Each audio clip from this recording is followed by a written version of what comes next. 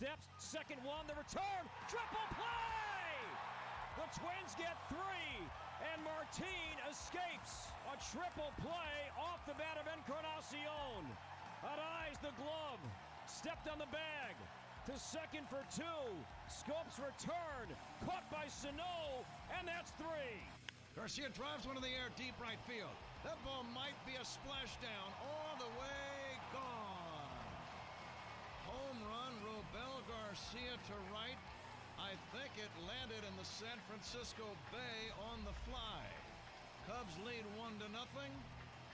Garcia with his 4th home run, and he got all of that one. A high drive to left center field. Sano clobbers one, and the Twins retake the lead. That'll be caught by Bryant. Move him all over the diamond. He'll make a play. Look at a high five from Jason.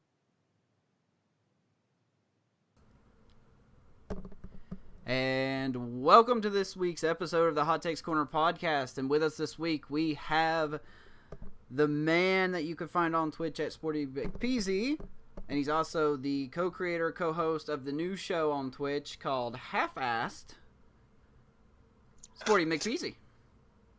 Hey, thank you for having me back. I think this is our 3rd time on the show. Thanks for having me back on. I appreciate it. And so I'm always welcome to be on, so thank you.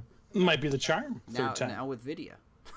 Right, yeah. Now with video. So we win. We all win. So Sporty, thank you so much for joining us this week, my good sir. How has your week been? How has y'all's week been? Baseball's been, post-trade deadline. What do you think? What do you guys feeling this week? Well, this week's been good. I mean, as far as personal life, things have been great. It's been really warm up here where I live in the inland Northwest. It's been very nice. And I've been getting out and doing stuff. But other than that, man, baseball's been great.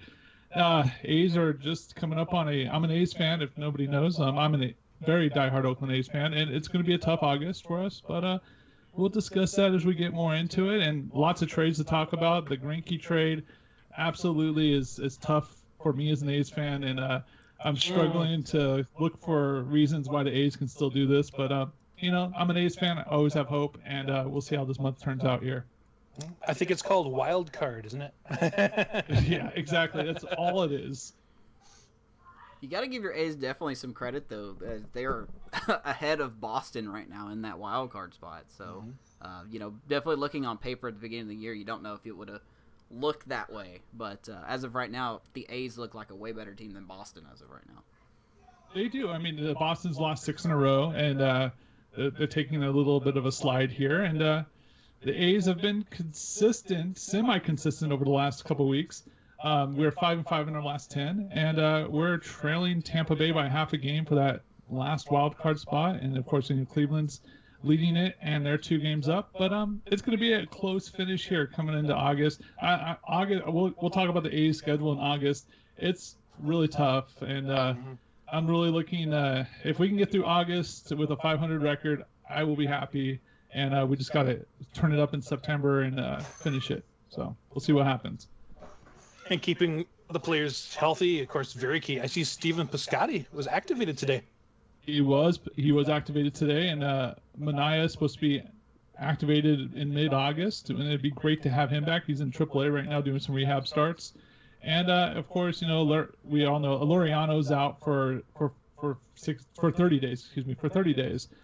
So we're out. We're going to be without him for all of August, but hopefully, he comes back in September. Fegley is supposed to come back in a couple of weeks. We'll have some more pieces coming back together, and of course we had our pickups, our trade line pickups, and Tanner Rourke starts tomorrow. Homer Bailey, and Diekman is Diekman. So we'll see what happens with these guys. Yeah, it's kind of exciting. I was talking to Amos off the air about that catcher situation, and with Herman versus Fegley, you kind of got a feeling Fegley was kind of taking lead. Then this happened. Now they pick up, who was the guy they just picked up from the Angels, I believe it was? Garneau, Garneau, yes. Dustin Garneau, Garneau, yeah. So I'm kind of hoping that position can stay okay for him.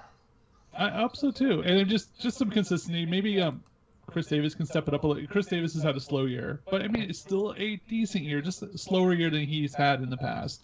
And I mean the team is 47. Oh, exactly. He's always gonna get 247. Come on, we got two months to go. Let's see what happens. Yeah. Anyways, the patchwork rotation. I think I talked to you guys about that at the beginning of the season. How that rotation was going to be. They just needed to be somewhat consistent, and they have been. Frankie Montez got hit with that suspension. That set us back a little bit. He's eligible to come back at the end of the season, and the A's have already come out and said they're going to welcome him back as soon as his suspension is over. So if the A's make a playoff push, maybe Montez can step in there and be part of the rotation. That would be awesome. That'd be really good for them. And I mean, I'm not a big fan of Homer Bailey, and he's just not a good pitcher. And I mean, Fires has been awesome. Anderson's been consistent. Bassett's been good. I just hope Rourke steps in and kind of takes a little bit of pressure off the rest of that rotation. I was a little disappointed to see that Gerald Cotton had a little bit of a setback. I was kind of hoping he would be a key for them, like later August into September at some point, but it really isn't looking that way, is it? It's not looking that way, and I believe he had a relief appearance recently, but yeah, he's had setbacks, and it's rough. AJ Puck, one of their minor league standouts, actually got called up to AAA this past week, and he's working in the bullpen with Las Vegas. You know what I was really impressed by, and I'm just going to go off on a little tangent here, is the A's did not trade any of their chips. Yeah. They probably had the opportunity to trade some of their higher prospect chips like Luzardo, Puck, Murphy, but they decided to keep all three of those guys. I respect that. I think that's great. They got some minor pieces to plug in, but they kept those three, and all three of those guys are top 100 prospects. And I was really happy to see Bean not pull the trigger on any of those three. Are they looking at those guys for the 40-man in the wintertime, you think? Or I don't know. I think Luzardo had some injury setbacks this past year. Right. He hasn't pitched much. Puck, I think if I were them, I would let him work through AAA with some AAA hitters and see where he's at in a couple weeks. I don't know. I mean, it all depends on their injuries, and they've been hit with injuries these past couple weeks. So, I mean, you never know at this point. How soon do you think they're going to call up Nathan Patterson? Oh my gosh! If you don't know what I'm talking about, it's a viral sensation guy that the A's have signed. He was pitching at a Colorado Rockies game of all things, and I guess he'd shown up in a few viral videos before that, I guess, huh? Yeah, I'm looking at one of them right now. It's absolutely crazy.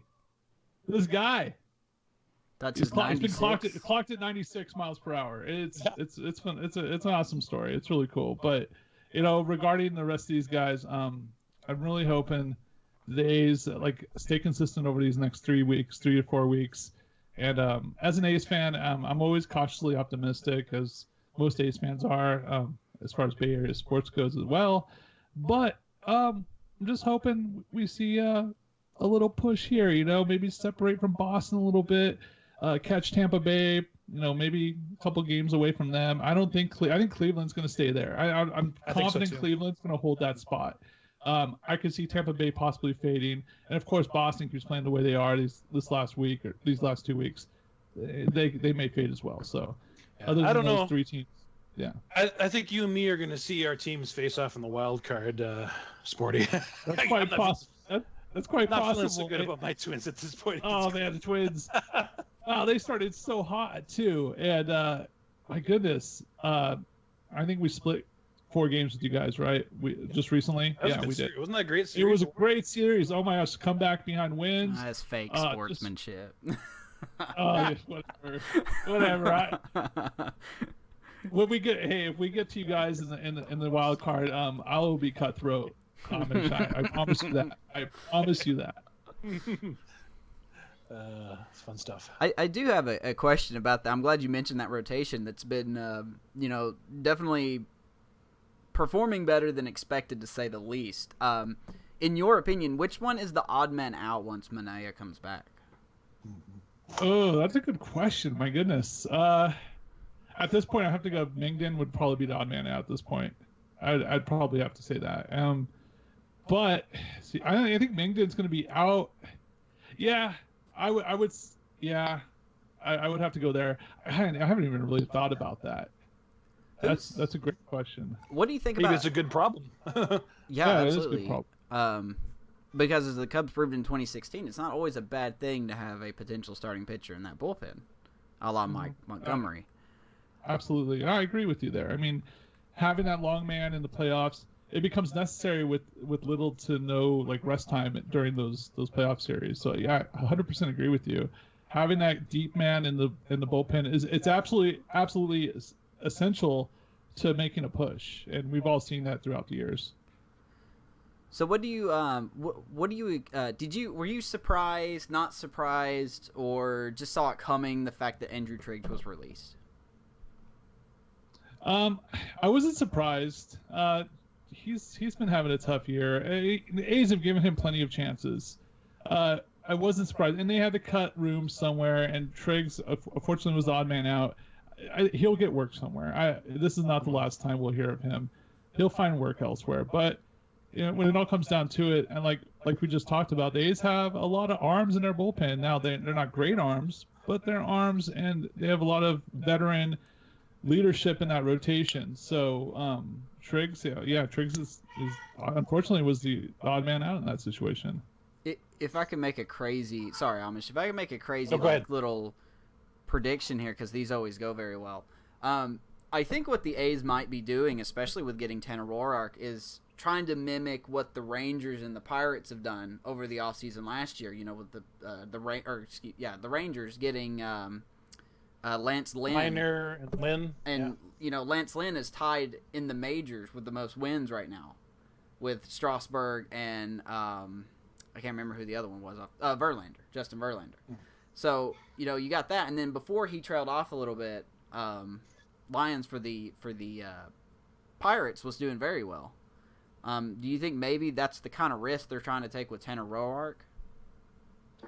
I think they're just building arms. I think they've been hit with so many injuries this year, them being the A's, that they're just covering their bases at this point. They want to make a push, but they don't want to be caught in a bad spot and not have something to fall back on. And that's where I think Tanner comes in.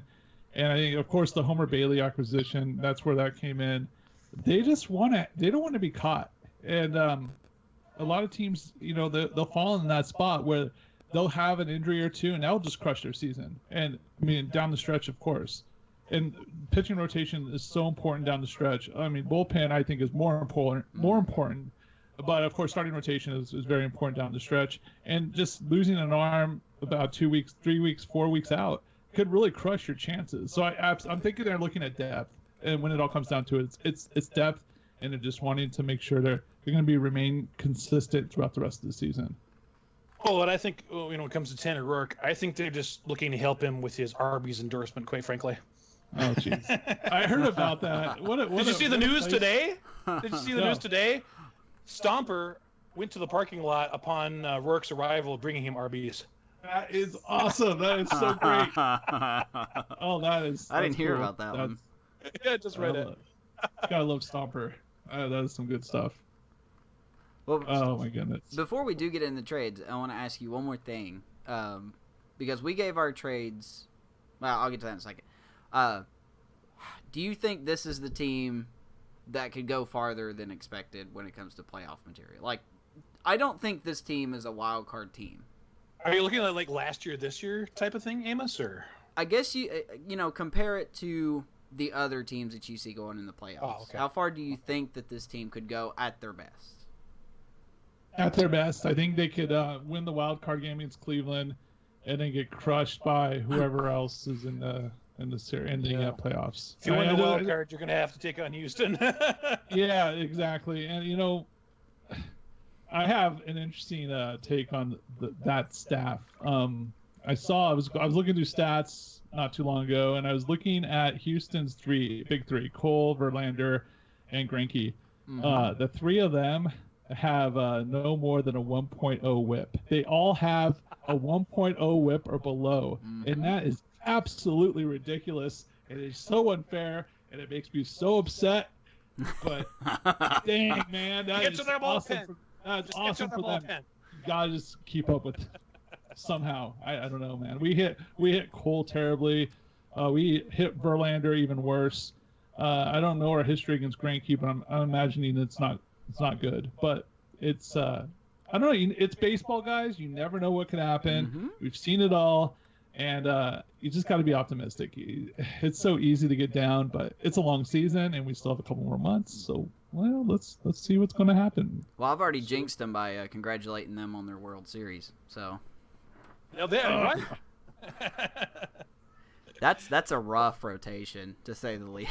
It is very, very much so. Yeah. And Greinke's prepared to stay with Houston. He's signed through I think what did we say 2021, I believe. So he's going to be there a while unless he decides to go somewhere else, or they trade him somewhere else. But yeah, what trade? Me and Amish talked about our trade reactions to our anchor-only episode about the trade. So, Sporty, which trade got your attention the most besides Greinke? Yeah, besides Greinke, I guess. And which one? Yeah, and which one were your winners and losers? It was really slow. It was a slow trade deadline. Without looking too much into it, I was really taken back by the Greinke pickup. I thought that was huge, and I'm looking here at all the other acquisitions. The Shane Green acquisition for the Braves. There you go. Mark Melanson, there's that one too for the Braves. I don't know, guys. Who did you guys pick? Well, let me ask you this then. Of the teams you expected, what's the most shocking non-get for teams that you expect to get players? Shocking. Have you thought of that?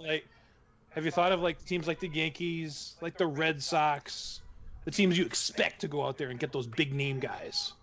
Are there any ones? The Dodgers didn't make very many moves, right? You would have thought the Dodgers would have made more moves than they did. They were pretty quiet. I saw they brought up Dustin May, but I think that was more or less a PR. A PR stunt because they didn't pick up anybody. I don't know, guys. I was looking at trade deadline moves, and I didn't go down the list too much. I saw the Greinke pickup, and I was like, okay, where else are we? I didn't see anything else, and I stopped looking. I was like, okay, so you know what? Really, as an A's fan, I saw the Greinke move, and I just was like, oh. I snapped, and I shut it down. I did. I shut it down. Beeps when we need them. Yes. I know what you mean as a fan. I know what you mean. Well, Amos, should we move on to some of the news of the week? And I know we got a couple of video clips we want to get to and stuff, and want to play some games here too in a little bit. Yeah, let's keep on chugging here. I'm listening to everything. I'm just monitoring. So again, we're live with SportyMcPeezy here on the Hot Takes Corner. We're going to talk a little bit about what he's got going stream wise. I don't know, maybe we could go into that a little bit either now or I guess Amos is just standing by. So let's go ahead and talk about that. You got a couple of things coming up, a new channel. Let's talk a bit about that. Well, yeah, myself and my wife, Kate, and a good friend, Dadra, we're starting a new show on Twitch called Half-Assed. We actually have had a pilot show, and it's a YouTube reaction show where one of the three hosts, myself, my wife, or Dadra, will pick a topic of YouTube videos, and we'll build a playlist without the other two hosts knowing about what the playlist consists of. They will then debut the playlist on stream with us, and we'll react to the videos and have discussion. It's a fun podcast. It's a fun show. It's going to be on Twitch, of course, and it's also going to be clips will be on YouTube. You can follow both of those at Half-Assed. That's HALFASSKED. And our next show is going to be on Tuesday, August 6th at 7:00 p.m. Pacific time on Twitch. So really looking forward to that.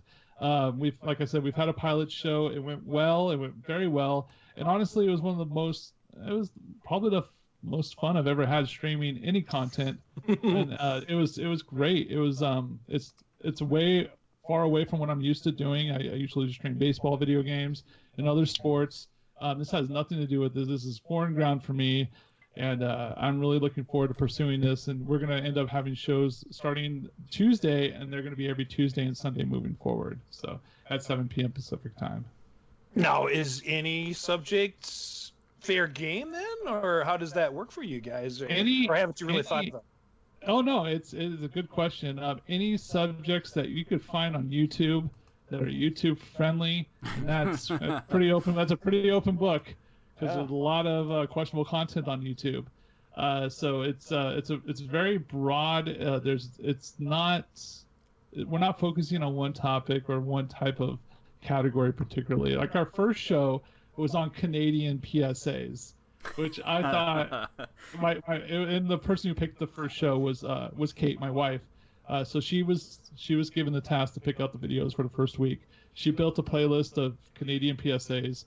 And the three of us just kind of shot it for about 90 minutes, and we had no desired time that we wanted to hit. And 90 minutes seems like our sweet spot, so I think that's where we're gonna go on from here on out. Nice. Yeah. That does sound like a lot of fun, actually. And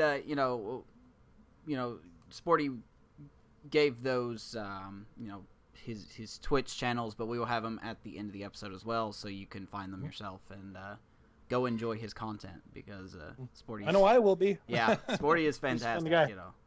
So I appreciate it. Thank you guys. Not a lot of people like him, so not a lot of people are like him. Let me put it that way. Sorry. Right. But okay, so let's see. What are we going into again? Sorry. I'm watching 5 things at once here.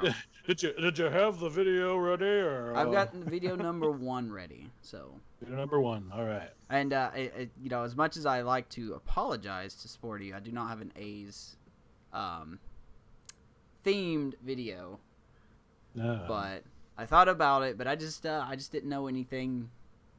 Maybe I didn't look hard enough. But I didn't know anything interesting that went on. No, you definitely. It's okay. I did have one thing to ask you about that was kind of cool at Across the Wires here about them. I know they got a game coming up. I think it's in September against the Giants, where they had a sold-out OCO, and so they opened up that upper deck, and they're going to have reduced concessions and stuff.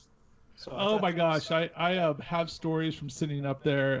Really? I actually watched the Twins and the A's play in a playoff game years ago. I think it was 2002, maybe 2002. I was way up there, and gosh, it is quite the view. And to those of you that don't know, it's like it's a third deck, I guess, quasi third deck in the outfield, and it was built for the Raiders, and it was built during reconstruction of the stadium. So what the Coliseum went through reconstruction when the Raiders came back to Oakland. Al Davis paid to have a bunch of stuff done. They took away the view of the Oakland Hills to put this big monstrosity out in the outfield, just covering up every good view that it could possibly be of that stadium, and just making it just so garbage, in my opinion. And you could always find a seat at the stadium. It's never been. I don't think the stadium's ever been completely sold out for an A's game ever. So there's always a chance to walk up and get a ticket, even if you're sitting in Mount Davis, and that's what they've dubbed it, Mount Davis. Yep, Mount Davis. So, yeah, and I love and hate it, but lots of good memories up there in Mount Davis. All right, how are we coming with some video, yes. Amos? 1 second here. I made a no-no, so go ahead and... While I'm trying to get that pulled up, because it went away for some reason, I do want to ask you, Sporty, what do you think, going back to your A's for a second, what do you think has been the turning point? Like, where do you think this team started to get hot? I think they started to get hot with consistency with their rotation and really hitting the closer issues pretty quickly. Having Hendricks come in there and start closing games when talk about that a little bit. The demise of Blake Trinan. Trinan was struggling, and now they're switching off. It's a committee closing role at this point. Hendricks and Trinan both are closing games back and forth, and it's a good problem to have. And I mean that is, I welcome it because Hendricks has really stepped it up this year. I mean, we had Trevino stepping it up last year, and it seems like, he's not having the greatest year this year. He's giving us innings, and that's great, and the strikeouts are still there, but he's leaving some balls up, and that's just going to come with how young he is and just taking his lumps. But yeah, I mean, Hendricks has stepped up, and I'm really thinking. I think as far as your question, Amos, I just think their rotation remaining consistent, and some of their hitters coming around. I mean, they're not a high average hitting team, and there's this classic Oakland A's baseball. Matt Chapman's just coming into his own. He got Olsen, playing out of his mind. He's playing great ball, and you got Cannon is stepping up in the utility role. And this team is just playing really well together. There's no real standouts, just lots of consistency, and it's been great to watch. Yeah, I was noticing they had quite a few guys contribute during the Milwaukee series. It was a pretty good series against them. I mean, they beat them Thursday 5-3.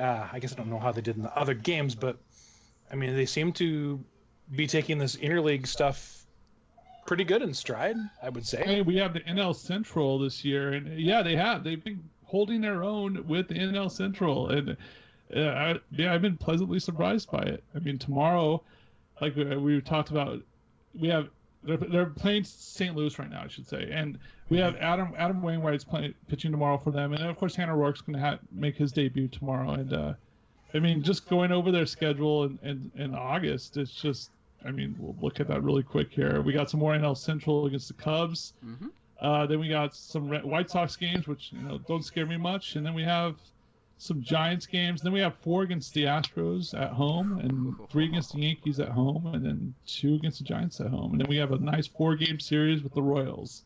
So, and then close out against the Yankees. So, I mean, Jesus. If we can get through that, it's going to be a tough month. But if we can get through the first three weeks of August, make it past that Giants series, that homestand, and we can split that homestand, I'll be pleasant. It'll be pleasant.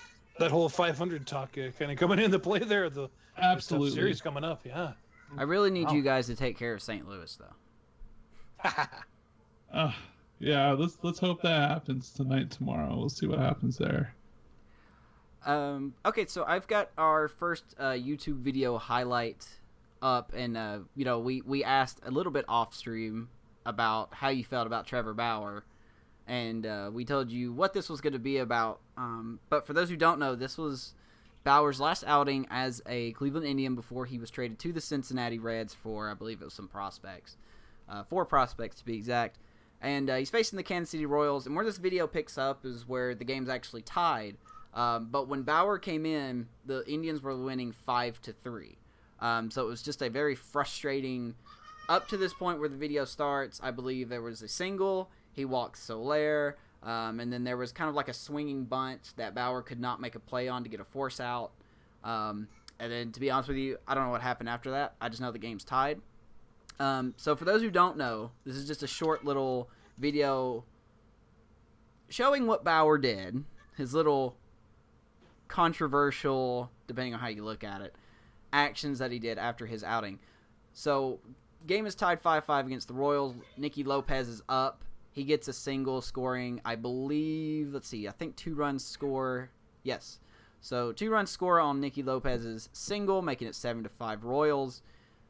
Tito in the dugout kind of wondering, I think we should pull him. You think we should pull him? I think we should pull him. So he walks out there. Well, I'll show him the replay here. We'll let that replay play. But he walks out there, and, Bauer does something that I think, personally, is a no-no. Like, you should never do this, ever. Well, he thought so, too, later in the postgame. So yeah, give him credit for that at least. So here he comes. He sees he's coming out, and he just chunks the ball, Joe Namath style, if you will, all the way over the center field wall. And that's quite a mighty feat. That's like 300-something plus feet, to say the least. 378, I want to say it was. Yeah. They said.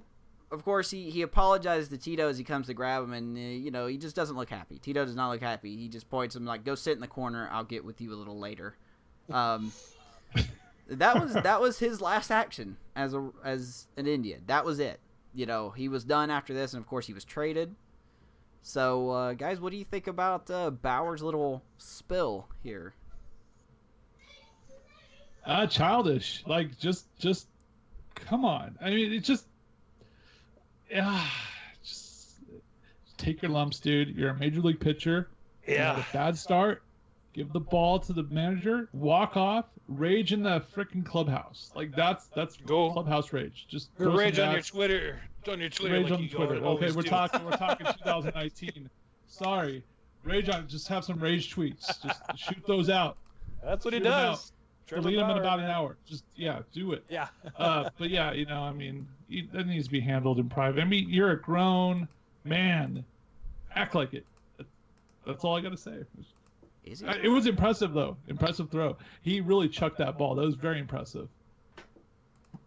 What do you think, Amish? What do you got? Yeah. Again, as he said, quote, unbecoming, childish, and unprofessional. So we'll agree with Trevor Bauer at least in that respect about himself, the 28-year-old now Cincinnati Red. So we'll see what he gets all mad with them against the Pirates. Maybe he'll be their foul guy against the Pirates now.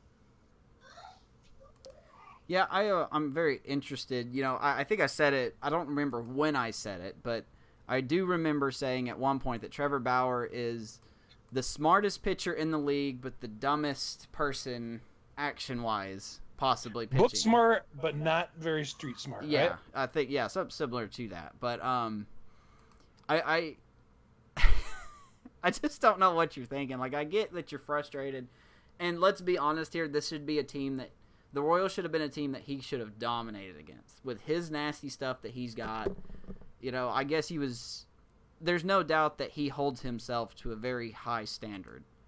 And sometimes with these high standards, you don't take defeat very well. And I'm not asking him to get punished or anything like that, but yeah, that's a big no-no, especially when your manager's coming out to get you. That's just such a major disrespect, I think, to not only him, but his teammates as well out there. But the apology saved him from the suspension, at least, but not a fine. I was trying to look up the number, what the fine was. I'm not finding it. But yeah, he better get used to that if he's going to Cincinnati. You know, good team, good offensive team, but man, if you think your team's bad at holding leads, just wait until you get to Cincinnati and that bullpen. But, all right. Well, it's tough with their offense in Cincinnati. So. Yeah, and that was one of the trades. While you're looking that up, is Scooter Gennett going to the Giants. What did you think about that one, Sporty? Did you know about that one? I thought that was huge. I didn't know about that, and that's actually one of the big ones I saw. You just refreshed my memory about it. That's huge for the Giants. I know the Giants are. And that NL West is interesting. I mean, the whole NL wild card is interesting. Mm-hmm. The Giants actually making that move is one of the bigger moves of those teams that are in contention of the wild card. Gannett's a great player. He's really coming into his own these last couple of years. I think that's huge for them. I know Joe Panic was actually policing that position for them for a while. He's struggled defensively. I mean, weird that he struggled defensively. He's typically a very good defensive player. But he's struggled, and you just hope Gennett gets in there, plugs that hole, and maybe the Giants, maybe they'll sneak in. You know, it's really tight right now in that NL West. Excuse me, in the wild card. Excuse me, not in the NL West. It is not tight in the NL West, not at all. Closest games. Dodgers have clinched that in by the first month of the season. It was done. So, anyways, there you go. I mean, I guess technically you really can't count anybody out of the wild card except for the Marlins, 15 back. But, you know, you got Pittsburgh that's 10 games back. But I still wouldn't even count them out necessarily because, you know, the Giants were in the similar position. And there they are winning, 10 games in a row, 11 games in a row. And now they're right in the thick of it. Pirates will shoot themselves in the foot. They're just being jerks lately. There you go. Yeah, we'll get to that. We'll get to that fun one in a second. But let's see, what other news do we got going on here? What else is big besides the trades this week? I mean, just injury guys up and down, you know, the usual stuff for the most part. I mean, those Dodger rookies are kind of taking headlines lately. You touched on, you know, couple of them. You got Will Smith at catcher, probably the next coming of frickin' Mike Piazza. I don't know what's going on, man. The Dodgers somehow like to pull those guys out. I mean, you got Cody Bellinger. What do you guys? Here's a question for you guys. Cody Bellinger is pretty close in all categories for Triple Crown. Yeah, what a race, huh? It is crazy. What do you guys think? Do you think he has a chance, or do you think he's going to fall short here coming down to it? I definitely think so. I mean, Yelich is a worthy opponent, but I think that's going to come. I mean, remember with the Sosa McGuire deal when that was going on, how hot that was? I mean, that was steroid fueled, of course. Now we know, but this, is something similar feeling, I think, to me. I don't know. What do you think, Amos? I think he absolutely has a chance to win the Triple Crown, and my argument for that is, besides Christian Yelich that stands in his way, who else is there? Who else has shown more consistency than these two players? Belly versus Yelly. I love that hashtag, by the way. But right. I think, if one of these guys, I think, will absolutely get this, whether it is Bellinger or Yelich, but these guys have not slowed down at all. It seems like it doesn't matter who. Let's see here. They are, let me see if I get these numbers correct here. Bellinger is second in the National League in batting average. Yelich is third at 330 and 328, respectively. Home runs, they both have 36 home runs, along with the GOAT, Mike Trout. I just have to throw Trout in there. Of course. Yeah, I always have to. RBI, this is when you kind of start leaning a little bit in Bellinger's favor. He's got 85 RBIs, and that's tied for second in the National League. Yelich has 81, tied for fourth in the National League. And these guys, first off, I'm very surprised that they're holding it for this long. But to answer your question, I think Bellinger could do it. If he can just stay as consistent as he is, it shouldn't be any issues. I believe that Yelich has a harder. I think Yelich will fall off before Bellinger does. Yeah, and then you kind of got to wonder: is it an advantage or disadvantage that Bellinger has 6 more games played at this point than Yelich? Which way is that going to favor it? Because Yelich will have to play more and consistently do more.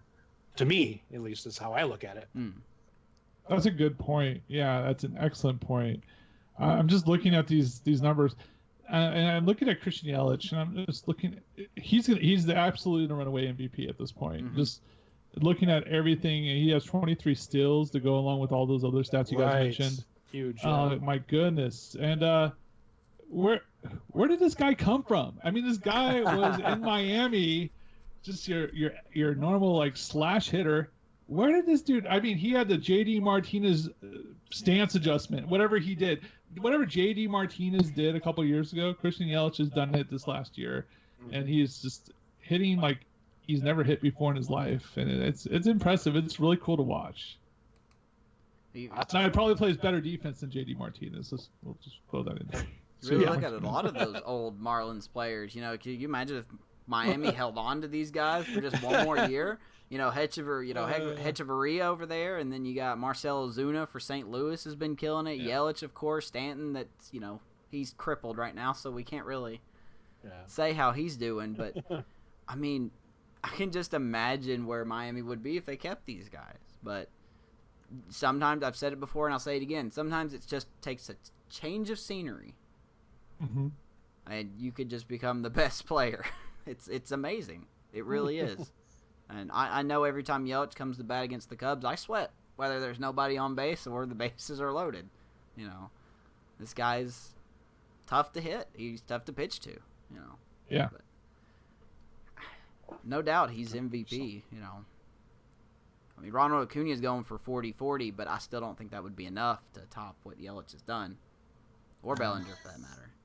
At this point, 26-25 for Acuna. So, yeah, probably not. Yeah, he may not make that. Who was the last 40-40 guy? Do you guys have an idea question. who it was? Just interesting. I don't know. Was it Canseco? Was it Canseco? I want to say there's somebody else that's done it since Canseco. And it has been 13 years since the last 40-homer, 40-steal season. Last done in 2006 by Alfonso Soriano with the Nationals. Right. Oh, wow. Okay. And then there have been 4 in the history of the game: A-Rod, Barry Bonds, Jose Canseco, and Soriano. So you could throw the steroid name in front of Canseco. It wouldn't upset me. Or at least the tattletale. You could toss it in there too. It's all good. He's admitted, so it's fine.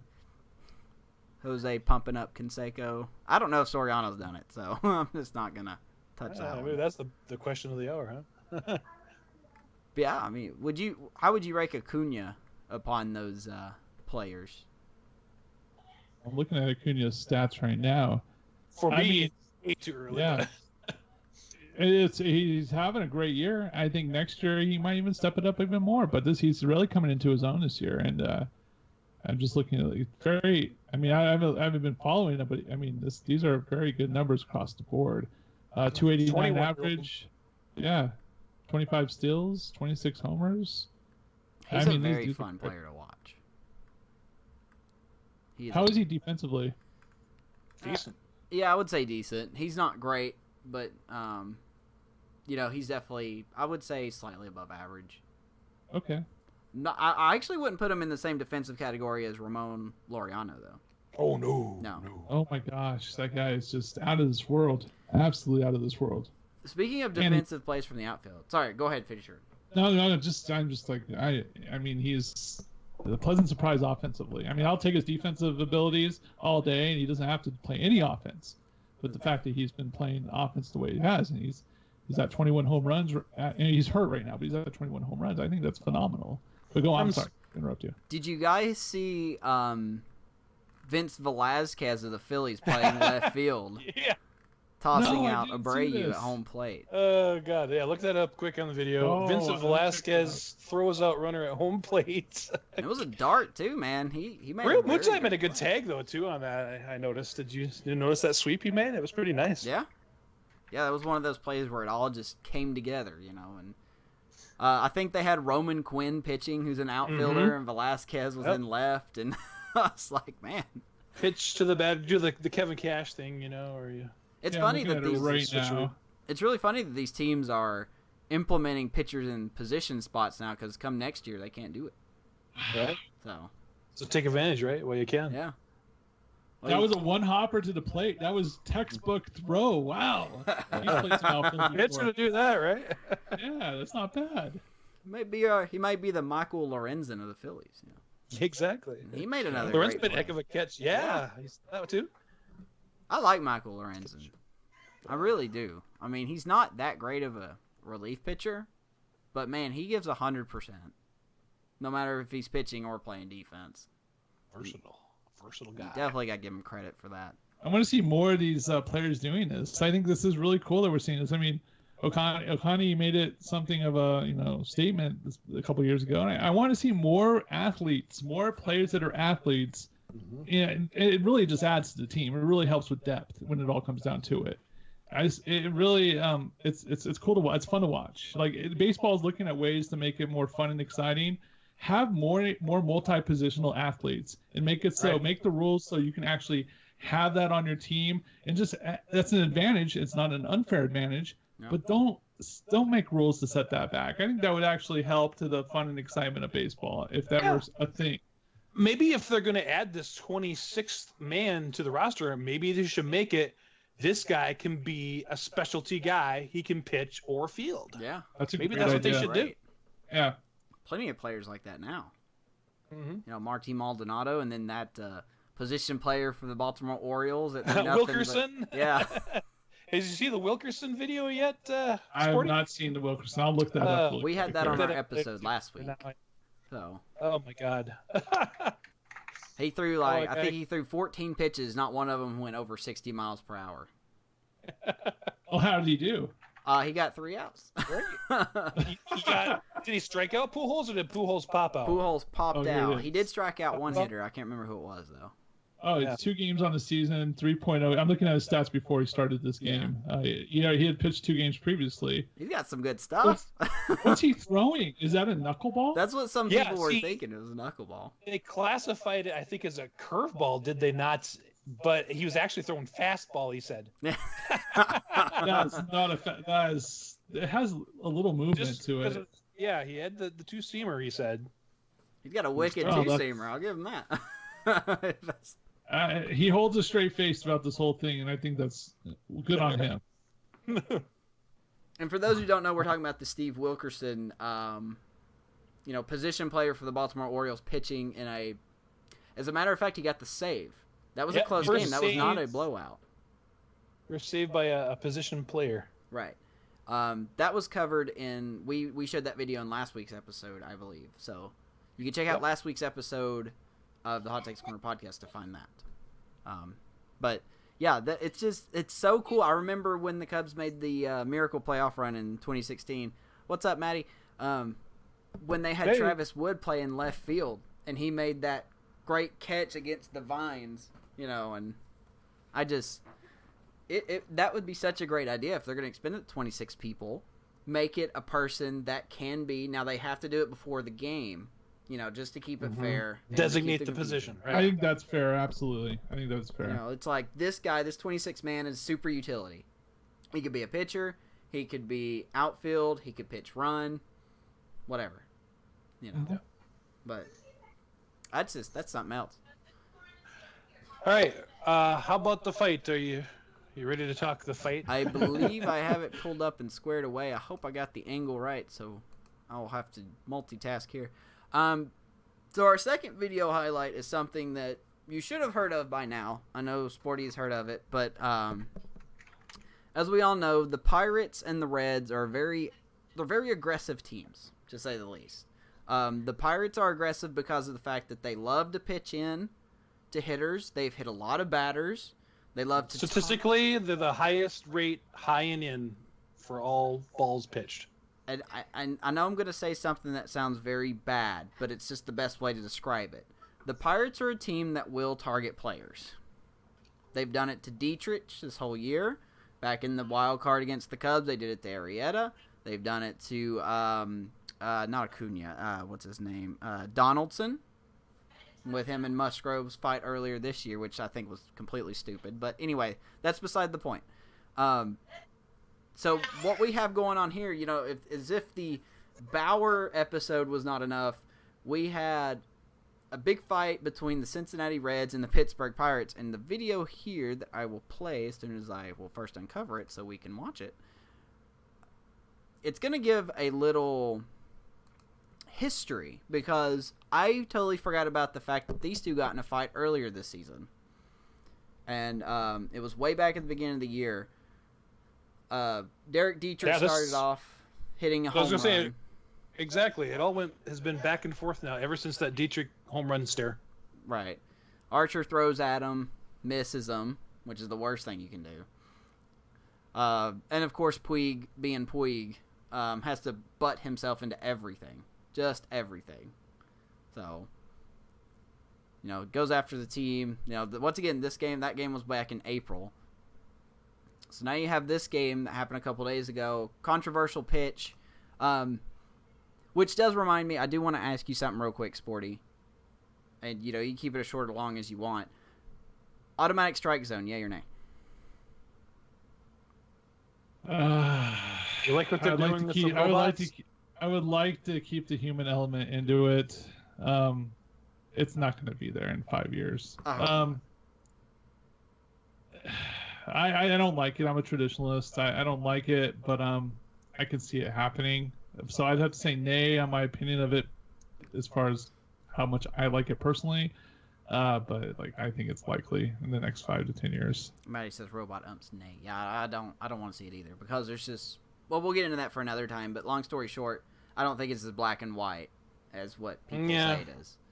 And are there enough purists like us, that are out there? I think there's just too many fans that are so impatient anymore in today's world. You're right, and I could see this going really badly with the automated strike zone. I could see the system being altered for certain players, and then evidence of that coming up, and then it's just a lot of controversy because of it. It's just a very weak system, and it could absolutely be altered, and I can see it being I can see it being not perfect. I should say, just not perfect. As many people say, it could be perfect, and it will set the parameters to where they need to be. I mean, I could see it going the other way. Absolutely. Right. Okay. Yeah, I like that answer. Perfect answer. We don't have to kick you from the show. I'm just kidding. So, Puig is up to bat right here. This is the game that happened, I believe, at this point, it's 3 days ago now. It's been a while.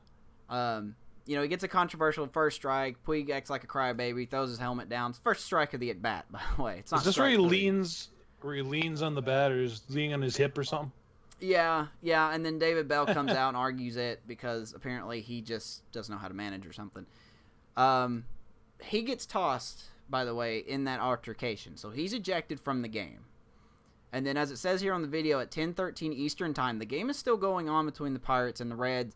Announcements have been made that Puig has been traded to the Indians. This is part of the Bauer deal in the three-way team trade. So Puig is still in the game playing, but at this point, he plays for the Indians. Okay, so I just want to make that noted. So he's out there playing. Come on, video, keep going. This is I can't remember this guy's first name. A bench player for the Pirates, last name Ozuna. Pirates up 8-3. That's Amir Garrett on the mound, former basketball player at St. John's. Big guy, tough guy apparently, as we see here in a second. But he serves up a pitch to Ozuna, who hits it the opposite way, making it 11-3. So it's a blowout game. Amir Garrett is upset. The Reds are upset because of the history that I mentioned earlier. So as he's being pulled out of the game, this is when shit gets real. Okay, just to put it nicely. You see him walking away on the right side of the screen. That's not his dugout he's going to. He charges Leroy Jenkins style into the Pirates dugout. Takes a shot at one of the pitchers. I can't remember who the pitcher was. I think he was aiming for Crick, but he got somebody else. It was Kyle Crick, wasn't it? Keone Kela. Oh, okay. Okay. It was Kela, yeah. And as you can see, just this big scuffle. Huge scuffle. And it'll show here in a second. David Bell actually comes back out from the clubhouse, who's already been ejected, and makes a beeline for Clint Hurdle, manager of the Pirates. And of course, he doesn't do anything. He just shoves him when he could have just decked him. Zimmer style. Yeah. Oh, did you see the part where he tackled him over? Oh no, I didn't see that. I saw. Yeah, Bell tackled him over. I see Bell on the ground. Was a bench coach for the Pirates. He's got this huge scratch on himself in the whole deal, trying to get Bell away. Right. And, I noticed this part of the video when Bell's on the ground and the players are stepping around him. This could have been very serious, to say the least. I don't know if you guys caught this in the video, but there's a point when he's on the ground where he gets kneed in the side of the head, on accident, of course. It's just during the scuffle. But he gets kneed on the side of the head a couple times and almost gets stepped on. I've seen it right now. Wow. Yeah, he got kneed pretty hard. I was scared for Chris Archer, man. That guy has no business being out among all that. So at this point, it takes the umpires maybe 10 minutes to get the teams just separated. Not in the dugout, but separated. And, of course, who stirs the pot? Again, the wild horse himself, Mr. Puig, who thinks he's being chirped at by somebody. I think it's Crick again. I think it was Kala, or it might have been Crick, yeah. And so he goes after him, re-sparks he lights the fuse again, and the teams just go right back at it. And remember, at this point, like I said, he's been officially traded. He's on the Indians. But the video ends there. But do you have those ejection lists up, Amish? Yeah. So a full list. We got Amir Garrett. That was by ESPN, by the way. Yeah, Amir Garrett will serve an 8-game suspension. Manager David Bell of the Reds will serve 6. It'll be Hughes. Is that David Hughes? I don't have first names. Hughes. Is it Phil? No, I don't think Phil pitches anymore. It's Jared Hughes. Oh, Jared Hughes. Sorry. He'll serve 3. You got Yasuo Puig will have to serve in Cleveland. Yep. His 3-game suspension. Welcome to Cleveland. You can't play for now. For the Pirates, well-deserved, in my opinion, Keone Kela, 10-game suspension. Of course, this is all under appeal yet, but we'll see. Jose Osuna, you mentioned, he'll get a 5-game suspension. Kyle Crick will get a 3-game suspension, and manager Clint Hurdle, the reason he's getting a 2-game suspension, it says here, is because that's what blows my mind. His club's multiple intentional pitches thrown at Dietrich this season. This season, not this game. They're now punishing Hurdle for something that happened back in April. Finally, They're punishing him for all that crap. And only 2 games. That's ridiculous. I'm sorry, that's ridiculous. I agree. Well, again, I read somewhere the reason to do it, again, it's precedence. They're looking back at what they've done in the past, what has worked for them in the past. Well, maybe it's not working now. My concern, anyway. So, Sporty, after seeing that Melee Super Smash Baseball brawl, what do you think? What do you think about that? I think Amir Garrett's a terrible fighter. Yeah. Oh my gosh, how do you miss that bad? I mean, like fighting the side. Like, look, a preface. It's not right that he did this. It's not right that these 2 guys, these 2 teams, decided to smash it out like this. But gosh, man, Amir Garrett, come on, dude, take some Taibos, take some kickboxing, dude, because you can't miss that bad. It's just all over YouTube. We're all looking at it now. We're all laughing. It's You're not just a noodle. Really bad form, dude. You're not a noodle. Anyways, You're a man. Exactly. You know what? Just seriously though, I mean, I thought the suspensions were. I thought the Kella suspension was right. I thought Crick should have probably gotten more games. I wasn't. Maybe. But other than that, I mean, I thought, gosh, this is baseball, guys. Pitching inside is baseball. But being a complete jack about it, not cool. So, yeah. I mean, And then did you see what? It's the Pirates Mets series now. Did you see what the Pirates, whoever's responsible for the scoreboard stuff, did? And I can't remember which at bat it was for Pete Alonso of the Mets. I can't remember whose picture they put up, but they didn't put up Alonso's picture for his at bat. Oh boy. And I think really? it was intentional, is what they're saying. gosh, come on.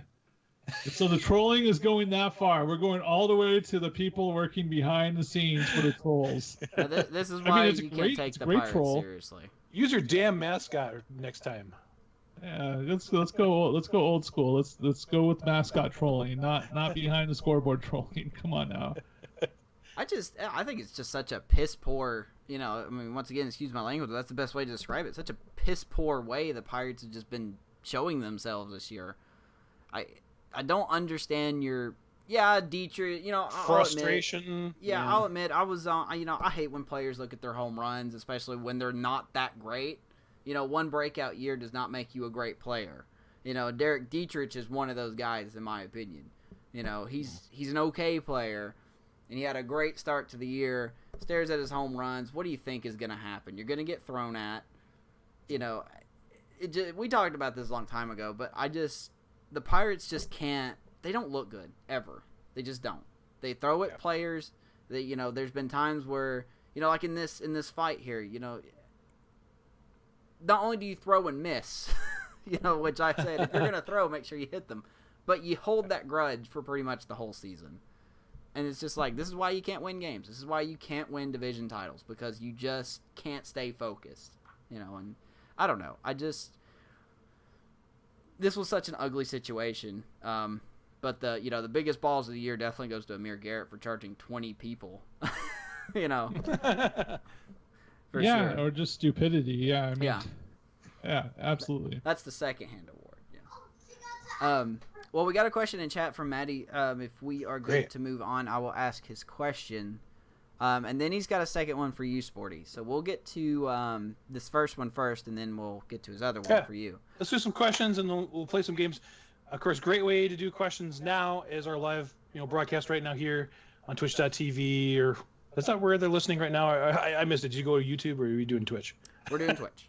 We're doing Twitch. We're doing Twitch right now. This will, for those that are watching right now live on Twitch, you're seeing it here on Twitch. But if you're seeing it on the next day, which will be Sunday or Monday, you'll see it on Anchor, or you'll hear it on Anchor, and you'll see it on YouTube, youtube.com/Hot Takes Corner. So, but if you want to ask questions, you're more than welcome to put it in the comments. And I believe Anchor's got that comment section. Yep. We got a Twitter. We got a Twitter right now. Mm-hmm. It's Hot Takes Corner. Just search that on Twitter. That's probably the best way, I would say. Yeah, or you could put it under the YouTube videos for us to answer next week. But anyway, the most direct way would be to see us live here on Twitch, which happens every Saturday, 8-ish. Sometimes technology gets in the way. So, anyway. So first question Maddie has is, and I quote, since the Yankees did absolute shit on the trade deadline, you think the Yankees will win the World Series? And with, that second one's for Sporty. So let me end, that's his question. Since the Yankees did absolutely nothing during the trade deadline, do you think they're still a World Series favorite?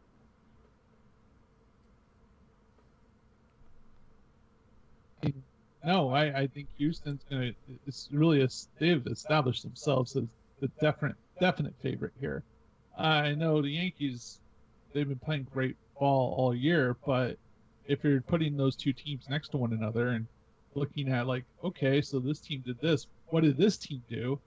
I mean, no, Houston is obviously taking this a little bit more seriously as far as their front office. Their front office is taking it a lot more seriously.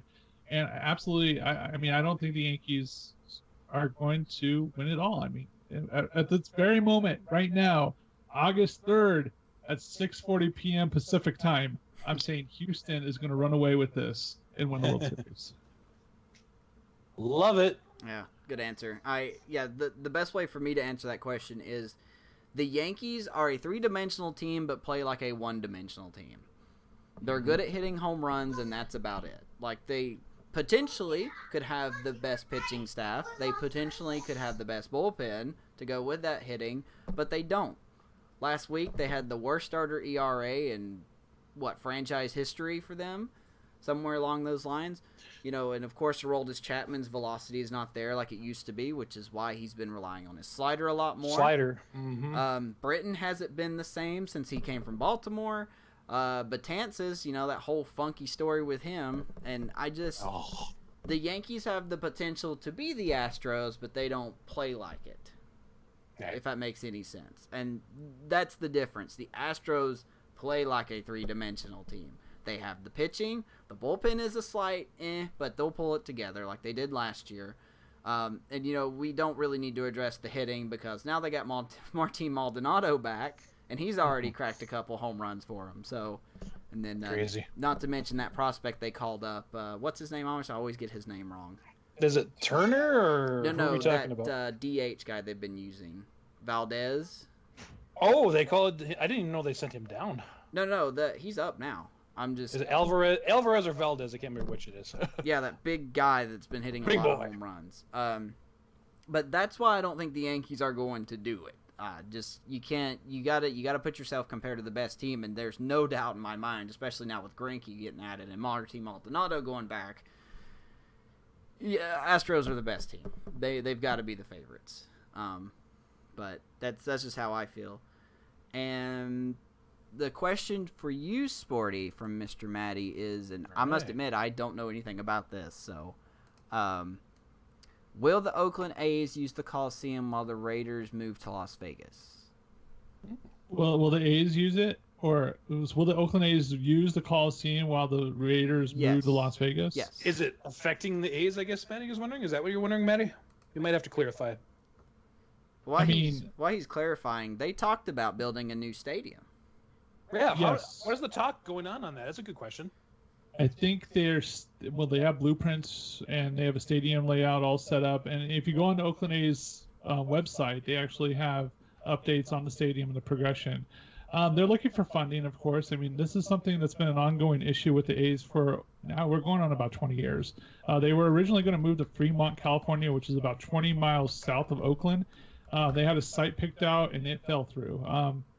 It's an ongoing issue. The A's are the last multi-purpose stadium in professional sports, and it's crazy. I don't understand it.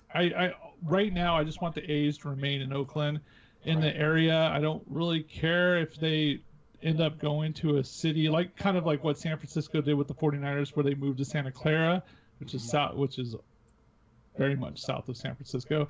I wouldn't have a problem with them doing that as long as they stay in that vicinity. I think that'd be great. But the only change that I see regarding the A's and Raiders moving is that when the Raiders do finally move to Las Vegas, those unsightly football lines on the stadium on the field will be gone, and I will be so happy. And all the funky hops you get off the turf because of the football, chalk and whatever. Yeah. Oh my goodness! And the field will be more consistent, and I'm looking forward to that. And of course, the football lines, the 40-yard line being across second base, like that. Not seeing that unsightly mess will be nice. But I believe the A's are. It's not going to affect the A's. The A's are still going to go about their business. They're still going to try to get funding. I believe they renewed the Coliseum for a couple more years, so they're good there. They just need to finalize the cost of the new stadium, and the new stadium is supposed to be in downtown Oakland, overlooking the bay, and kind of what a lot of stadiums have done that have that option, like Pittsburgh, San Francisco. Having that ocean backdrop would be really cool for them. And from what I understand, the stadium's going to hold around 30 to 33,000. So it's not going to be a huge stadium, and that's perfect. It makes it more homey. For baseball, For baseball, it's perfect. Because, I mean, yes, there'll be sellouts, but you're going to have that crowd, that home atmosphere, which has been lacking in Oakland for a very long time. So, that's what I know about it at this point, Maddie. And thank you for the question. Yeah. Thanks, Maddie. Well, I don't know if you would like to, Amos. We're kind of getting along in time here, and I kind of want to get Sporty out of here, but I wanted to play some games with you guys quick. Let's squeeze some in. Okay, it sounds great. Yeah. Sporty's got time. Let's squeeze some in. A little bit of trivia for you here. And, Congratulations on your win, Sporty. Hot takes baseball. I wouldn't go that far, but we'll see what happens. Well, you'll play along with us either live here or later on the stream. So I'm not going to look at chat to not give me an advantage. So when the game starts, I will not look at chat. So okay, so this will be a quiz. It'll encompass 3 rounds. We've got a round robin answer session with 3 categories first round. We're going to start with 2 short ones and then finish with a long one. The third question, that'll give a huge opportunity for getting some points here. We'll see how you guys do. You can play Maddie, absolutely. Sorry. Yeah, absolutely. Just enter it in chat. I got to get you up here, then, Maddie. Second round is just a fun little thing I came up with on the fly. Amos, you probably remember the Who's Got More questions. Well, I've kind of modified that a little bit to make it a little more fun. We'll see if we can have a little fun with that. And then the last one is always a fun one. It's always name that. I mean, you remember the old Stump the Schwab, and you had clues, and you had to name that. Yeah, that's pretty much. I remember that. Yeah, remember that. I missed Stump the Schwab. God, I missed it too. That was a great show. On trivia show. Okay, so let's warm me up first with the first question. Of course, Sporty's our guest. We'll give him the first option. Oh yeah. So there've been 2 no-hitters this year, guys. There've been 2 no-hitters. Sporty, can you name one of the pitchers involved in the 2 no-hitters this year? Oh boy! And I'm not looking at chat, so I don't know. I don't know what Maddie's putting. So if you ask a question, I'm going to read it after the games. Just was looking at one the other day. I am stumped. I'm stumped. Oh, no. I got one. Okay. Well, you're out for the category then. Amos, what do you got? I'm going to go with Oakland's own Mike Fiers. That is correct, Mike Fiers. Back against the Reds on May 7th. I'm so sorry, Sporty.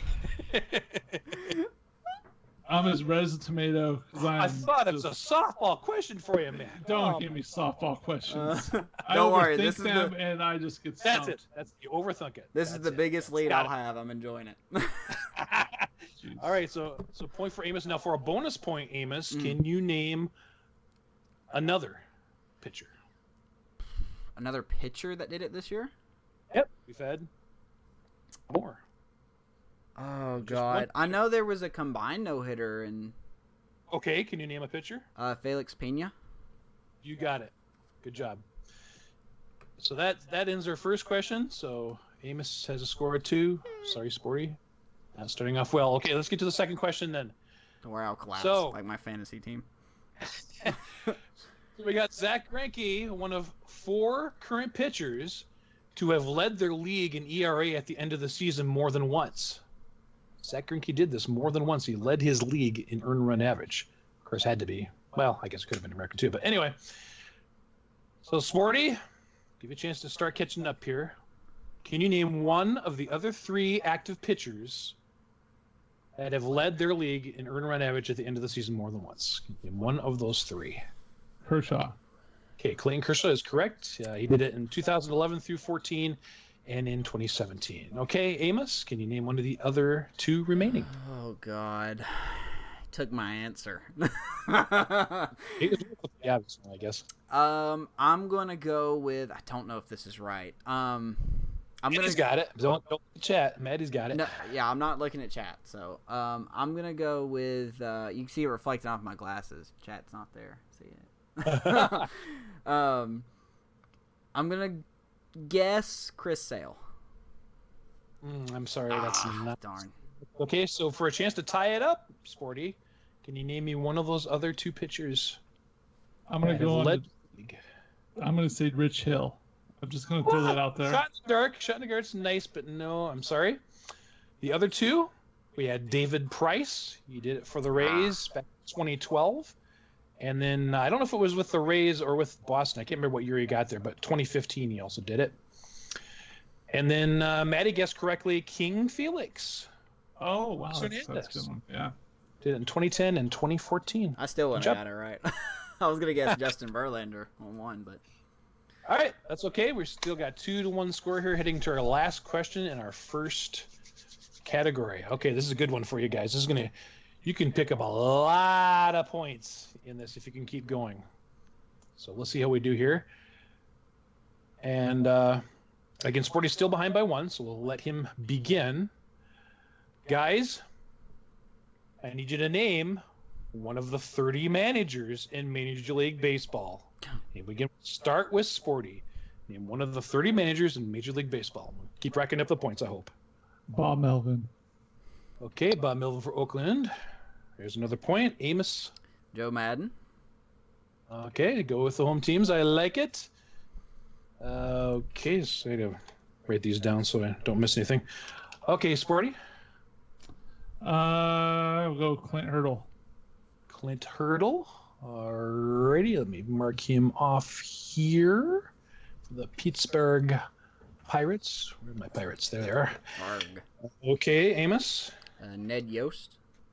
Ned Yost, that is correct for the Kansas City Royals. Okay, Sporty. Bruce Bochy last year.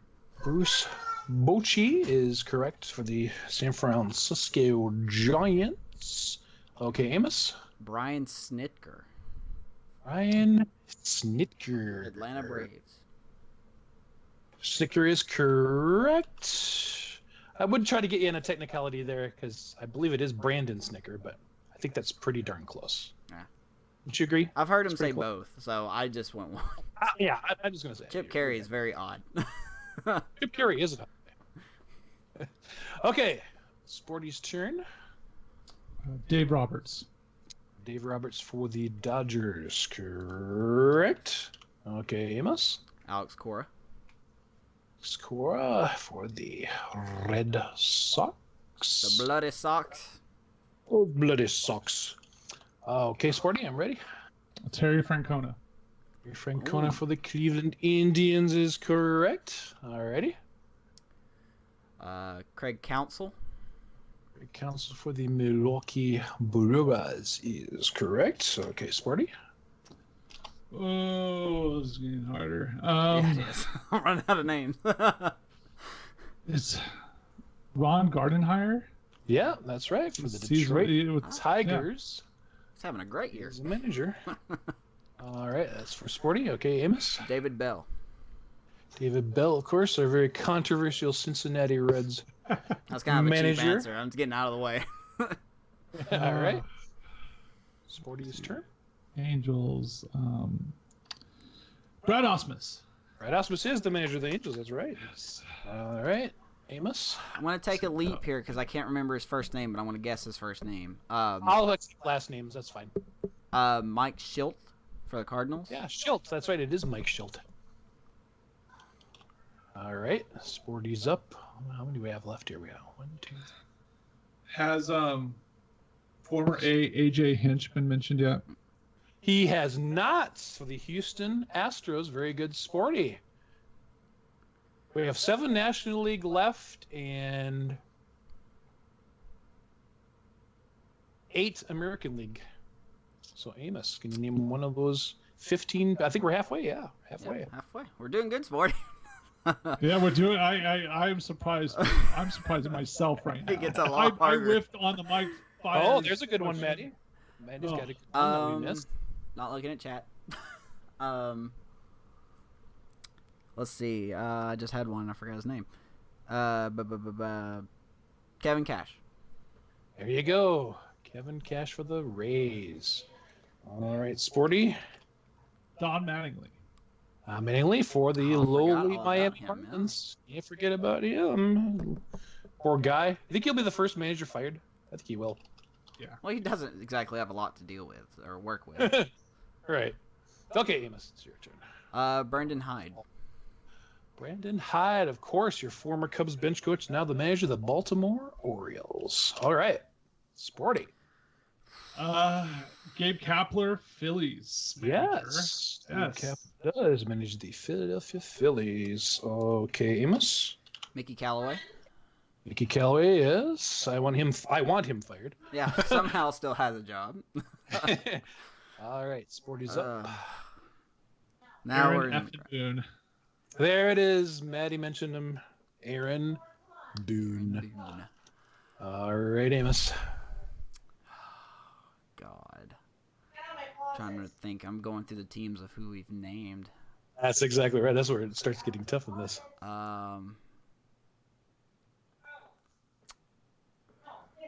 Let's see. We'll give you 10 seconds. Oh, I can't remember his name. Weiss? No. No. Okay. God, I can't remember Okay, his name. Sporty for a bonus point.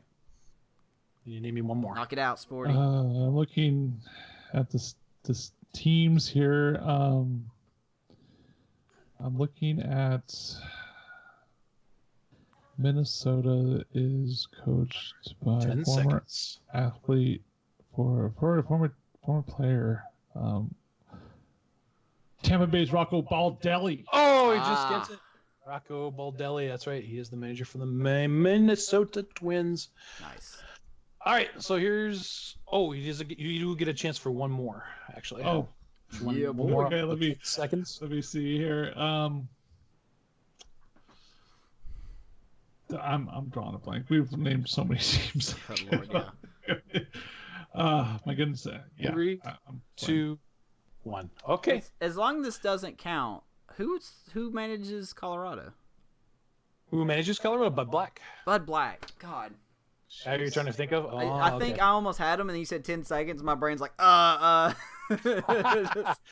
Hey, we did Right. pretty well, Amos. Yeah, absolutely. We did pretty Here's well. the one of the Sideways ones high we five, missed. man. However, we can get this to work. Sideways high The other ones five. we missed were Washington Nationals' Dave Martinez, Oh God, I should have got that one. Arizona's Torey Lovullo, Mm-hmm. San Diego Andy Green, Andy Green. Or Aaron Green. And then in the American League, we have Toronto's Charlie Montoya. That would have been a tough one for me. Yeah. I just don't know. I keep forgetting that Gibbons ain't there anymore. White Sox Rick Renteria. Oh crap. Yeah. And the last two we didn't get was Seattle's Scott Servais, and a guy that I'm hoping is going to be in the running for American League Manager of the Year, Chris Woodward of the Texas Rangers. I like him. Still really good. I'm proud of how we did so far. Good stuff. Oh my gosh, yeah, I'm going to take some time to add up the score here. I think we're tied. Because he got one more than I did. Right. 10. So 10 for Amos. My lead and was nice while I had it. Just for the record, Sporty, I am 0 in these. Are you really? Yeah. I don't want to be the first one you beat. Yeah, 11 to 10 you there. You should not have told me that. We are Pressure. No, don't worry. tied at 12 then, boys, heading to the second round. Okay. All right, and this is where it's going to get kind of fun. Oh boy, I don't like when he rubs his hands together. It's a variation of our game that we've played called Who's Got More. And here's how that works. Amos is familiar. I give you 2 players and a stat category. What you got to tell me is who's got more. Oh, cool. Okay. I like this. Okay. This- Yeah, it's fun. Yeah. It's fun. Here's the twist down with though, Amos. Here's the twist. Mm-hmm. So, Amos, obviously, he's here on the podcast all the time. He's going to be the home team. Okay? So his scoring, we're going to do this by half innings. We're going to have a top half of inning and a bottom half of inning. So each of you are going to try to score. And so, Sporty, of course, he's going to be top of the first inning and is at bat first. So, now, I'll ask the hitting question, who's got more? Sporty has the option if he wants to try to swing at this, or if he wants to make Amos pitch at a pitching who's got more question. Don't be cruel, Okay? Sporty. So I can defer if I want to? So you could, if you think it's going to be too tough for you to decide, you could say, "Hey, Amos, you answer the question." Oh, he's got to pitch. He's got to pitch it. See. All right. So here's your questions for you. Okay. Who has more home runs? Is it? This is in 2019. Okay, 2019. Okay. Who's got more home runs right now? Is it Hunter Renfroe, or is it Josh Donaldson? Or you can pass to Amos and make him do a pitch. I'm going to say Renfro. Hunter Renfroe is correct. So that's what I was gonna say. Dang it. here's the second part of your swing. So you get at least a single out of this for sure. You get a single and make it to first base. Now you had a chance to make it a double, triple, or a home run. If you can guess close as possible the actual number of home runs either one or both of these guys have. Oh God. I'm going to go with both together. Okay, so total number of both. Okay. Total number. I'm going to do total number, and I'm going to say 54. Wow, that's excellent. It's actually 55, but you were within one. So it's going to be a triple. He's cheating. I swear I'm not. If he was dead on, it would have been home run. That You was said fantastic guess. Jesus Christ. So you get to third base on your first at bat. Very good. Very nice. Okay, well Amos gets a chance to pitch to this second batter then, though. This will be great. So we're gonna go to our pitching category. Okay. We get past the teams here to the players. I want players. Time limit at. So of course, who's got more in a pitching category? And that pitching category is going to be strikeouts. Ooh. Who has more strikeouts? Is it Patrick Corbin or is it Lucas Giolito? Who's got more strikeouts? Patrick Corbin or Lucas Giolito?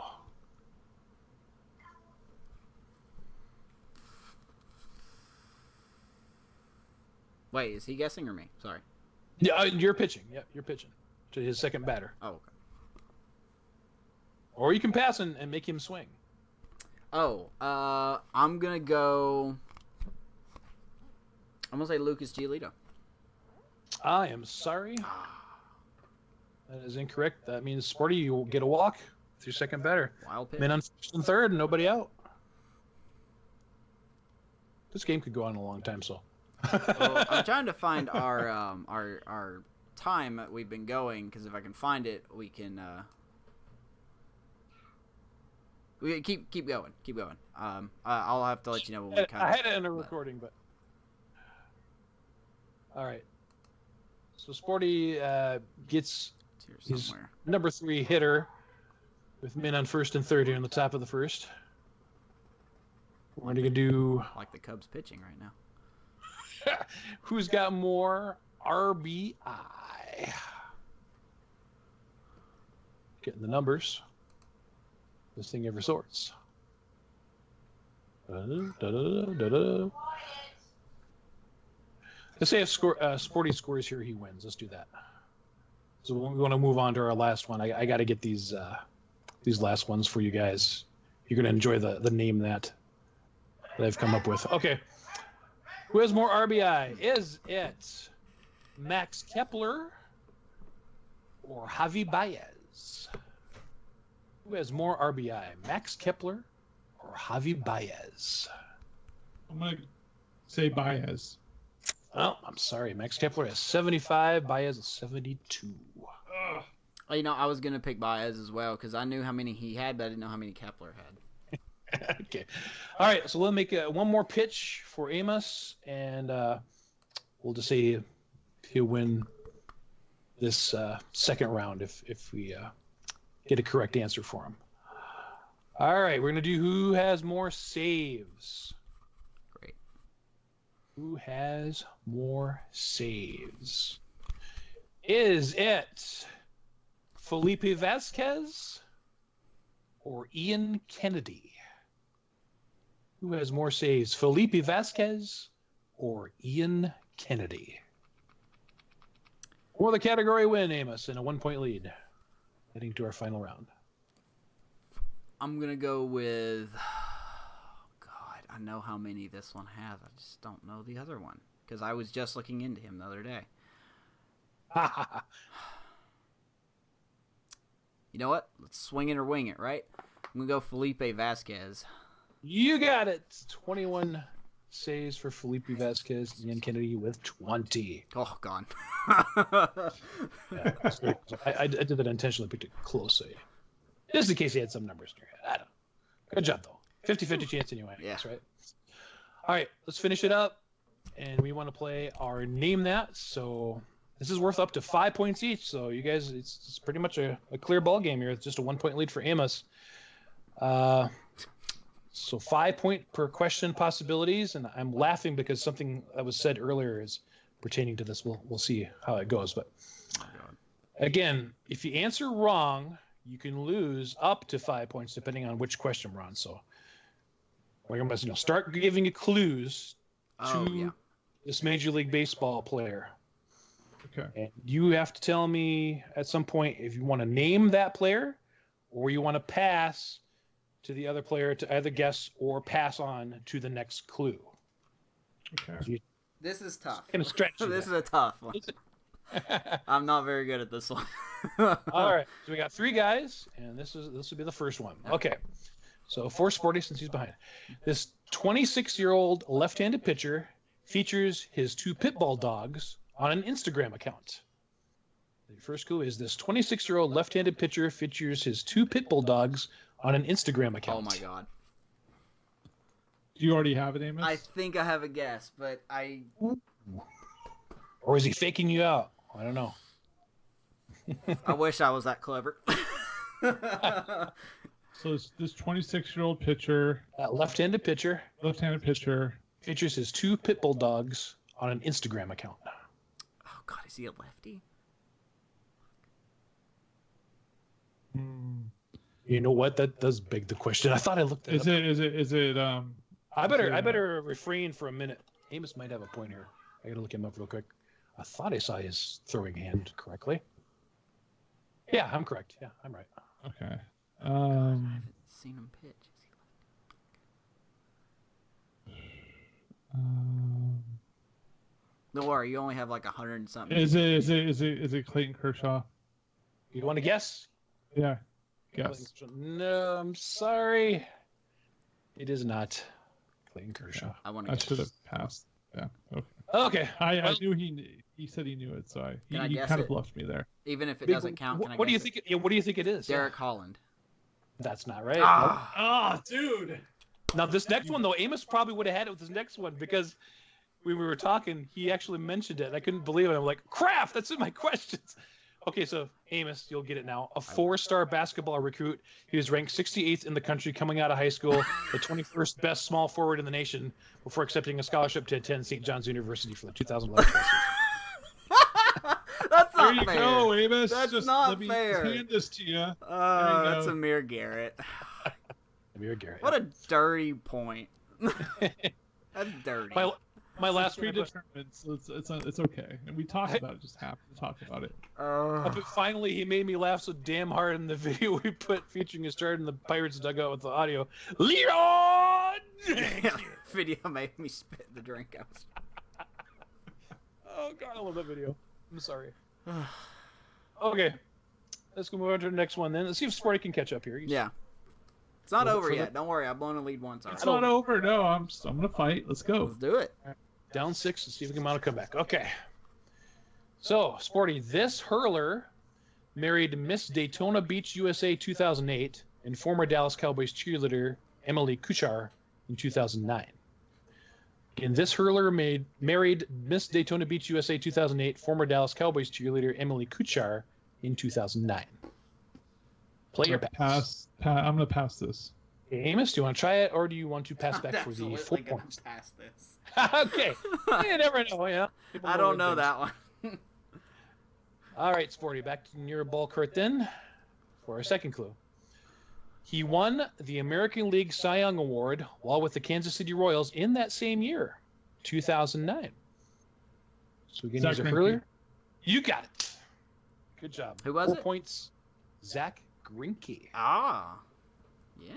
Yeah. Your final clues: 2013 helped lead the Dodgers to an NL West title and NLCS, where they defeated by the Cardinals. Also pitched for the Brewers, Angels, and Diamondbacks, and currently started for the Astros after being traded there. Very good. That was good. Nice. I did not have that even in we my got head. close to coming to our final question. Oh boy. Oh boy, 2 Sporty, points. let's do it. Let's go. 2 points. Tossing Final it. question. All right, we're good. All right. I did not hit Vanessa's still computer behind. stuff back there. No death. All right, Sporty. Born in Akron, Ohio, he later became a college baseball teammate of Steve Stone. Born in Akron, Ohio, he later became a college baseball teammate of Steve Stone. I'm giving this over to Amos. Go for it. It's all So you. got it. Or are you going to pass for the 4-point question? I'm going to pass. Amos? I have a hint, Player- but I don't have enough information. I'm going to pass. All right, so back to Sporty we go for the 4 points. James. First, you'll have to at least get the 2-point question to tie this. So Yes. he can win though. He can. With the next couple questions. Okay, so he received his first of 7 consecutive All-Star nods in his 3rd season for the team that drafted him, the New York Yankees. Sorry, my kids are getting loud over here. Again, he received his first of 7 consecutive All-Star nods in his 3rd season for the team that drafted him, the New York Yankees. And again, our first clue, born in Akron, Ohio, later became college baseball teammate of Steve Stone. Oh, Can we ask if goodness. this is a current player or like? Is I this... cannot give any clues. No. Okay. Because if it's not, I don't know. Anyway, sorry. I'm going to pass this back over to Amos. Okay, Amos, did you want to take a stab? Let's say it one more time. Sorry. Okay, so he received his first of 7 consecutive All-Star nods in his 3rd season for the team that drafted him, the New York Yankees. And again, the first clue was born in Akron, Ohio, later became a college baseball teammate of Steve Stone. College baseball teammate Steve Stone. The Yankees. God, I don't know where this guy was born. I mean, you gave the clue, but I don't know if this guy I'm thinking of was born there. That might be safer than the pass back. We still Yeah, I'll pass. got point questions. Okay, Sporty. Here we go. 3-point question. Okay. He won his first of 3 consecutive Gold Glove awards in his 5th season, and in the second of those seasons, he became the first Yankee elected to be a captain since Lou Gehrig was named in 1939. Does this help you? He won his first of 3 consecutive Gold Glove awards in his 5th season, and in the second of those seasons, became the first Yankee elected to be a captain since Lou Gehrig was named in 1939. I believe the answer is Derek Jeter. Oh, I'm sorry. No! Oh my God! Really? That was going to be yours, Amos? That's who I was thinking, but I didn't know where he was born. So. Okay. All right. Oh well, my God! I that's thought make you more had it. sense. That's who Make I was more gonna sense guess. as for I it. go on here. Let me see if I give you this clue, Sporty. But congrats to Amos, you won one. Oh. I'll send you some okay. lunch, boy. The 1975 American League MVP led the Yankees that year to their first World Series appearance since 1964. Oh, Munson. Yep. This Dang big it. news this week was the death Ooh, of. thank you Oh, for my guessing one turn goodness. early because I had no idea. Oh, I would have got it that time. Dang it. Yeah, that was the last clue. An amateur pilot. This catcher died in a Matty tragic got it plane right. crash, August 2nd, 1979. Did you get it, Matty? Good job, buddy. Matty Because got it he's a right. Yankees fan. So. age 32. Throw him in Good game, man. That's a good game, dude. I see. I should have queued up some confetti for my first win, but I did not do that. Spring it on the screen. That's insane. Wow, that was fun. You know, one day we ought to have like all of our guests on, have them compete against each other. I know. We got to have a competition sometime, right? So at this point, it would be Sporty and Count and Tyke. Mm-hmm. And didn't we have another one? I don't know. I'm bad at keeping our guests. But Hysteria. Hysteria, yeah. He's played against you and beat you. Ha. Yeah. All of them have played against me. Tell him no. Except You had to win. You had to win one, Amos. You were due, as they say. You were due. I feel like the Baltimore Orioles in their first win of the season. Woo! Steve is getting his first hit. That was fun. Well, Sporty, I think that's all we got, Amish, right? We're at hour 35 minutes. I want to thank him for joining us. And once again, Sporty stuff will be displayed on the ending screen of the podcast. But for those who don't remember, Sporty, if you want to plug in your websites and show idea, go ahead. Yeah, you can follow me on Twitch at SportyMcPeezy. That's my main channel. I'm currently doing a project with my wife Kate and my good friend Dad. We're launching a Twitch. We've already launched it. It's a Twitch channel. It's called Half Ass. That's HALFASSKED. It's on Twitch, and it's a show that we've developed. It's a comedy show where we watch YouTube videos. One of the three hosts will pick a topic of their choosing, and then build a playlist of videos and show the other two hosts that playlist blindly, and then we'll all react and have a discussion. The topics are random. Whatever that host wants to pick, it's pretty much whatever's on YouTube. And like I said, it's a comedy show. It's not a sports show. It's a little bit different than what I usually do on my main channel. And you can find that show at Half-Assed, and we stream live on Twitch every Sunday and Tuesday starting this Tuesday, August 6th at 7 p.m. Pacific time moving forward. Nice. Awesome. Well, thank you, Sporty, for joining us. We look to have you back on again whenever you are free and whenever we can have you. Maybe if the A's make the playoffs, maybe we'll have to get them back just for a quick special episode, you know? We absolutely Try not to drag it out too long with you. I appreciate it. No, it's always a great thing to be on here, and you guys make it really easy, and I appreciate you guys inviting me, and thanks again. It's been fun. It's been a lot of fun. Thank you. Absolutely. And so until next time, we will see you next time. Maddie, thank you for being in chat. Thank you for those who are watching, whether on Twitch live or watching this on YouTube, listening to Anchor or one of the 11 other platforms it's on. And Amish, I will see you next week. And until then, guys, have a great week, and let's keep playing ball, I guess. Yeah. Ground ball to third, might be three. On eyes, steps.